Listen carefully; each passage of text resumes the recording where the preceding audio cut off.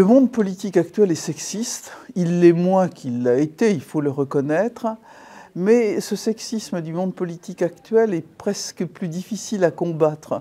Je suis passé du sexisme gras du début de ma carrière politique au sexisme insidieux qu'il faut toujours combattre. Par exemple, un grand patron de presse parlant du débat Sarkozy-Ségolène. Pourquoi est-ce qu'on appelle une femme par son prénom et un homme par son nom de famille? C'est des choses comme ça qu'il faut décrypter et combattre. Pourquoi est-ce qu'on coupe plus facilement la parole à une femme élue dans une réunion? Pourquoi est-ce qu'on reprend ses idées sans citer la source de ses idées? Et ça demande d'y travailler et de combattre ce sexisme rampant. J'ai été tout au long de ma carrière politique victime de sexisme, surtout au début de ma carrière. C'est dans ma carrière d'élu local, des postes qu'on m'a refusés au motif que je n'en aurais pas eu les compétences. C'est ma première montée à la tribune de l'Assemblée nationale où j'entends quelqu'un jeter « Tiens, c'est le concert des vagins », particulièrement agréable et distingué.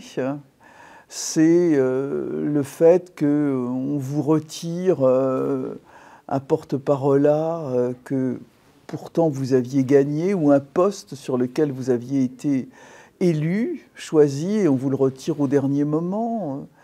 Alors je dois dire qu'à la fin de ma carrière politique, dans les 10 dernières années de ma carrière politique, j'avais acquis une surface et puis une capacité de réplique qui faisait qu'on ne venait plus m'embêter. Ça m'a permis justement d'aider d'autres femmes.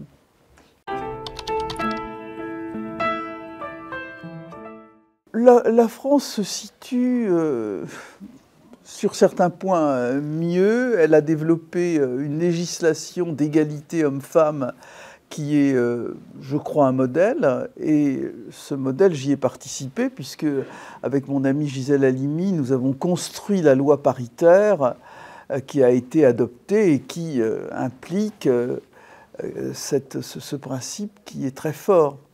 Mais il y a des pays, et ce ne sont pas toujours les pays qu'on attendrait, qui sont allés beaucoup plus vite. Je pense à l'Espagne, par exemple. Dieu sait si on décrit l'Espagne comme un pays machisme, imprégné par des principes religieux qui devraient amener une sous-représentation des femmes.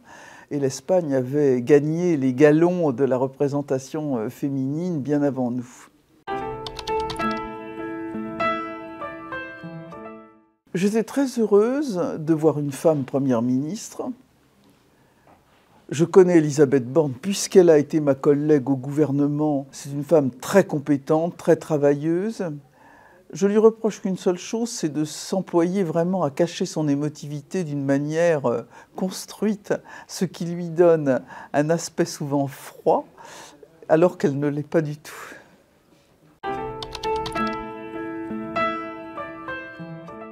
Alors, je suis toujours partagée. Bien sûr, je serais ravie d'avoir une femme présidente de la République si elle n'est pas une femme du Rassemblement national ou de l'extrême gauche.